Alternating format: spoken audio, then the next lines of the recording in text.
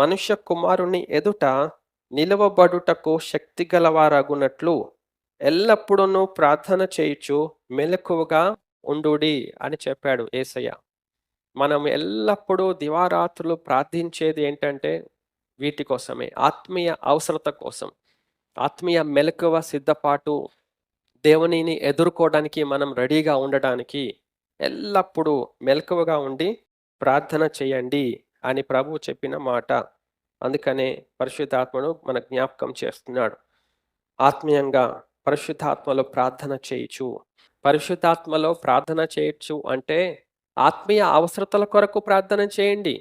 పరిశుద్ధాత్మలో భాషలు మాట్లాడుతూ శరీరక అవసరతల కొరకు ప్రార్థన చేస్తే అది దురాత్మ. పరిశుద్ధాత్మలో ప్రార్థన చేయొచ్చు అంటే ఆత్మీయ విషయాల కొరకు ప్రార్థన చేయండి.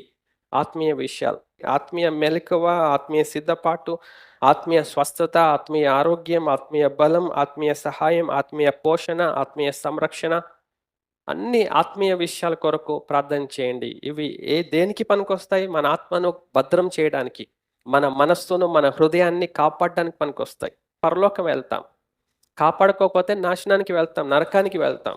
ఆత్మీయ అవసరతల కొరకు మనం ప్రార్థన చేయాలి అని పరిశుద్ధాత్ముడు మనకు తెలియజేస్తున్నాడు. దేవుడు చెప్పింది మనకి ఆత్మీయ విషయాల కొరకు ప్రార్థన చేయండి. శారీరక విషయాలు మీరు ప్రార్థన చేయకుండానే దేవుడు ఇస్తాడు మీకు.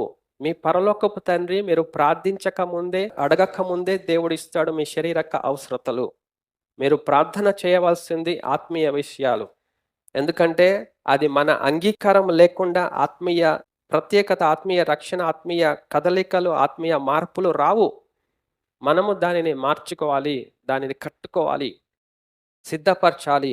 కాబట్టి దేవునికి మనము సహాయం అడగాలి, ఆత్మీయ సహాయం.